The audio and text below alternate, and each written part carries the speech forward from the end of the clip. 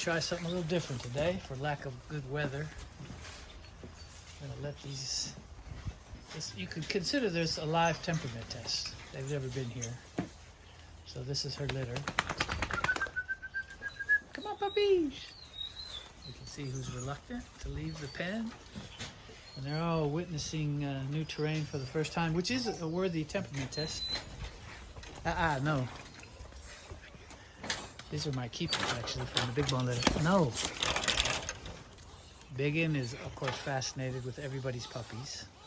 She's the brood mother. They're all going to be curious. We'll see who's most comfortable meeting new dogs. The weather's been just bleak. We're having a very much of a climate change. Late spring. I think we're probably breaking records on rainfall. But I wanted to get something with these guys. Usually we kind of just wait for good weather, which creates a sort of misleading impression of what it's like here. It's often gray and wet. And now the whole west, hey, get off of there. The whole west is having a drought, but I think we're getting all their water. Show you. This grass has been eaten down once already by the goats, and it's back within 3 weeks looking like that. I can't even move the goats around fast enough to fill up the grass. So,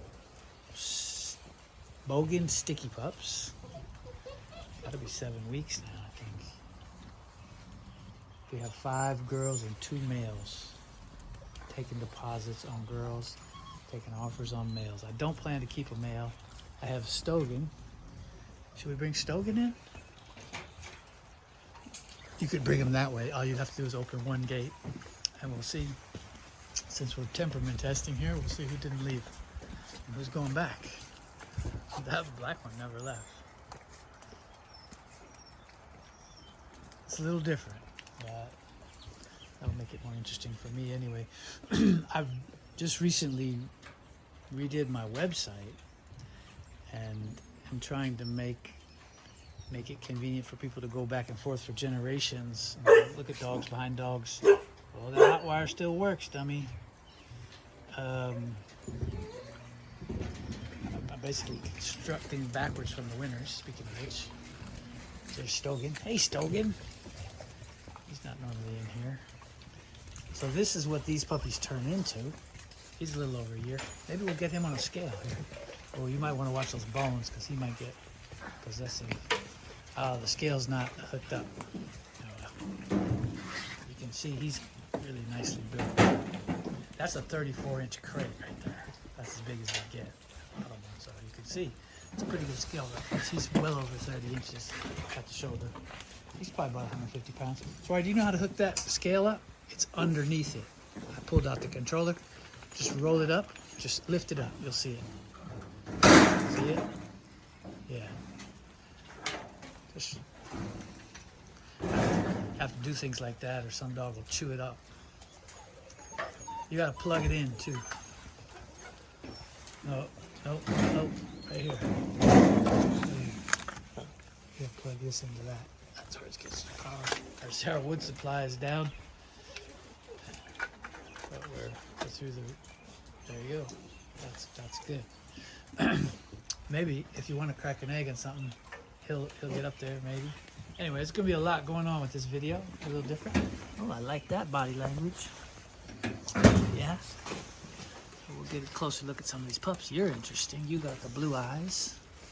You're gonna be a male or a female. I don't know which. There's 2 blacks. Hi. That's a male. There's only 2 males, so that's one of them. I believe this other guy here is the other male. He's got some size to him. Yep. So those are the 2 males. Brindle and black. That you picked the wrong bowl, dude. I guess if you want to stand there and hold it. 140? 138. 138. Dude, hold it. You're supposed to put it in that thing, and you're supposed to have a smaller bowl, but now we got to keep them off the scale. This is 139. Yeah, so he's 140 pounds at just a little over a year. Legit pounds now. If you're not seeing people weigh their dogs, don't believe them. They're mostly full of shit. I don't know, never been in any vocation where people sell consistently live. And people selling big dogs, all weights and heights.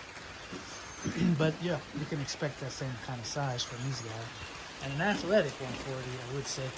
You can't really see him move in here, but he's really a beautiful mover. Much like his father, much like his mother.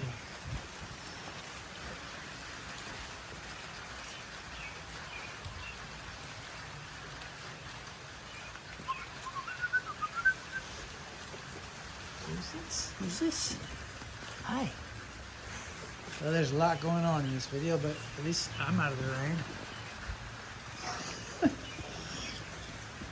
Whoa, what are we scavenging for over there? A bone? Oh, just pick it up.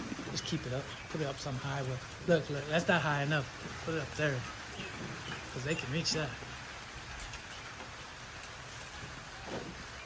So it's actually good to have Stogan in here because this is my male keeper from this same pairing, Bogan times Sticky.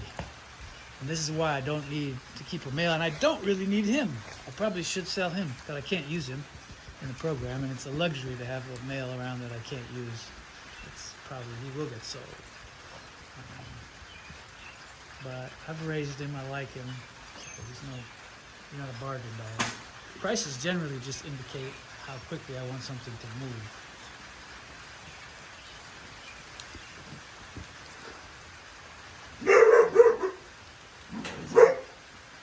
Oh, I think we got enough going on in this video. Oh, this is kind of a busy area right now. This is usually the dog-free space, or at least it can be. So the percentages, if you just stumbled here, will be in the description. Bogan is out of a kennel called MidGuard, which is a long-term guy. I think you got to talk to people now about the difference between somebody just getting a couple of random purebreds and mixing them, and guys that have been at it for decades, because there's a difference. And it's become so trendy to cross breed lines that Joe Public is doing it, and that's all well and good. Joe Public is going to make healthier dogs. But it's not a cure-all. You're not going to take two dumb dogs and make smart puppies, two cowardly dogs and make brave dogs, two unathletic dogs are not going to make athletic dogs. So it's good for overall health to cross breed lines, for sure. No doubt about it. Hybrid vigor is real. Heterosis is real. Recessive genetic disease is a reality, and you get away from a lot of it as soon as you cross breed lines. But particularly with the mainstream breeds, Danes, OEMs, Bullmastiffs, all the mainstream breeds are fucked. And so, you're not going to save them with one cross. Nobody's going to save those breeds. Those breeds are done. You're lucky if you can find one good one. In fact, that's how I first started talking with David Ishii, who's the MidGuard breeder. He called me looking for a good Dane, and that's like looking for a lottery ticket. And so I know he was doing his homework, but that's one of the differences between a convenience breeder and a real breeder. I've been all over the world to try to get the best genetics. I've got finder's fees available. I'll go anywhere in the world to get a good dog. They're hard to find. I don't know how the audio is going to pick up the rain. I'm going to get out from under this metal roof. So this is a little reality day. Instead of sunny skies with chirpy birds, this is the reality of the Northwest a lot of the time. Going back to the website, there is a new website. It's worth looking at. But it's all I can do just to provide a workable history of all the breeds, of all the dogs, that tracing back from the winners. But it's incredibly misleading because it just is by the nature of it. Like I might breed Bogan, I've fed Bogan to everything. Who knows how many of these dogs will actually stick? Maybe one or two. But it's always that way. And that's the luxury you have as a breeder, is to keep a bunch of dogs and then be very, very particular. Not only do you have the luxury, it's a responsibility, and it's also a necessity. Otherwise you'll triple your population. Anyway, this is pretty talky. But maybe there's need for that. Every time I put my head up and look at the greater dog breeding world, I get depressed because people are so gullible, and that's really the problem.